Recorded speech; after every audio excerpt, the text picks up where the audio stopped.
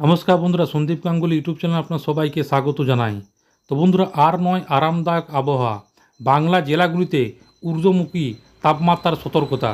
তো বন্ধুরা, আজকে সেই নিয়ে সব কিছু বিস্তারে জানাবো। আবহাওয়া দপ্তরতে কী বলা হয়েছে, তো বন্ধুরা সেই জন্য ভিডিওটি প্রথম থেকে শেষ পর্যন্ত অবশ্যই দেবেন। আর যদি বন্ধুরা চ্যানেলটি নতুন হয়ে থাকেন তো বন্ধুরা চ্যানেলটি অবশ্যই সাবস্ক্রাইব করবেন, যাবতীয় কিন্তু লেটেস্ট নিউজ পাওয়ার জন্য। তো বন্ধুরা, আপাতত বসন্তের মনোরম আবহাওয়া চলছে। রাজ্যের বিভিন্ন জায়গায় সর্বোচ্চ তাপমাত্রা রয়েছে স্বাভাবিকের থেকে 5 থেকে 6 ডিগ্রি নিচে। অন্যদিকে সর্বনিম্ন তাপমাত্রা রয়েছে স্বাভাবিকের থেকে 3 থেকে 4 ডিগ্রির নিচে।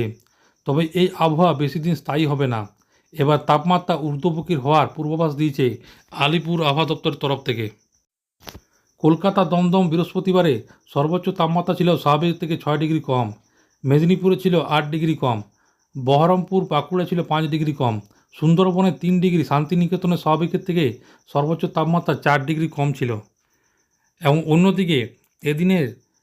দিন থেকে এদিনে সর্বোচ্চ তাপমাত্রা স্বাভাবিকের থেকে 4 ডিগ্রি করে কম ছিল বাঁকুড়া, শান্তিনিকেতন, সুন্দরবন মতো জায়গায়। 3 ডিগ্রি করে কম ছিল বর্ধমান, ডায়মন্ড হারবার, দীঘার মতো জায়গায়। 2 ডিগ্রি করে কম ছিল কলকাতা, দমদম এবং মেদিনীপুরের মতো জায়গায়।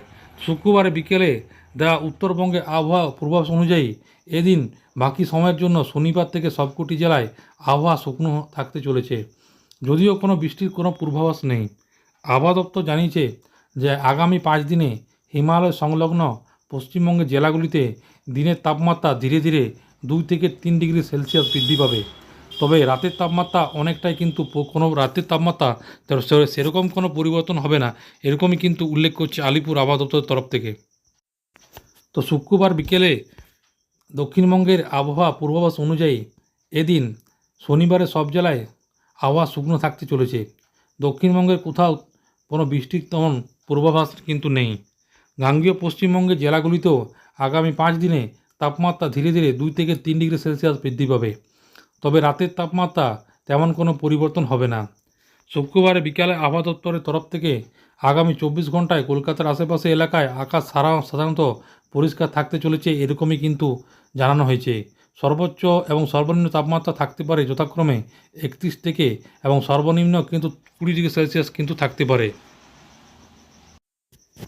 তো আবহাওয়া দপ্তর অনুযায়ী আসানসোল, বহরমপুর, বাঁকুড়া, বর্ধমান, কোচবিহার, দার্জিলিং, কালিম্পং, দীঘা, দমদম, কৃষ্ণনগর, মালদা, মেদিনীপুর, পুরুলিয়া, শিলিগুড়ি, শান্তিনিকেতন, সুন্দরবন এইসব জায়গাগুলি যে তাপমাত্রা সেইগুলি কিন্তু দেওয়া হয়েছে। তো আসানসোলের তাপমাত্রা ছিল 30.1, সর্বনিম্ন তাপমাত্রা ছিল 17.3। বহরমপুরের তাপমাত্রা ছিল 27.4, সর্বনিম্ন ছিল 18.4।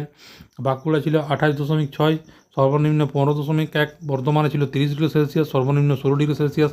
কোচবিহারে ছিল 28.4, সর্বনিম্ন 13.6। দার্জিলিংয়ে ছিল 16.2, সর্বনিম্ন 6.2। কালিম্পং ছিল 18.5, সর্বনিম্ন ছিল 16.6। দীঘাতে ছিল 26.2, সর্বনিম্ন তাপমাত্রা ছিল 18.2। কলকাতা ছিল 26.7, সর্বনিম্ন ছিল 19.3। দমদমে ছিল 26.2, সর্বনিম্ন তাপমাত্রা ছিল 18.2। কৃষ্ণনগরে ছিল 29.2, সর্বনিম্ন তাপমাত্রা ছিল 16.2। মালদা ছিল 29 ডিগ্রি সেলসিয়াস, সেখানে তাপমাত্রা ছিল সর্বনিম্ন 17.2। মেদিনীপুরে ছিল 25 ডিগ্রি সেলসিয়াস, সেখানে সর্বনিম্ন তাপমাত্রা ছিল 18.2। পুরুলিয়া ছিল 30.3, সর্বনিম্ন তাপমাত্রা ছিল 14.3। শান্তিনিকেতনে ছিল 28 ডিগ্রি সেলসিয়াস, সর্বনিম্ন ছিল 14.2।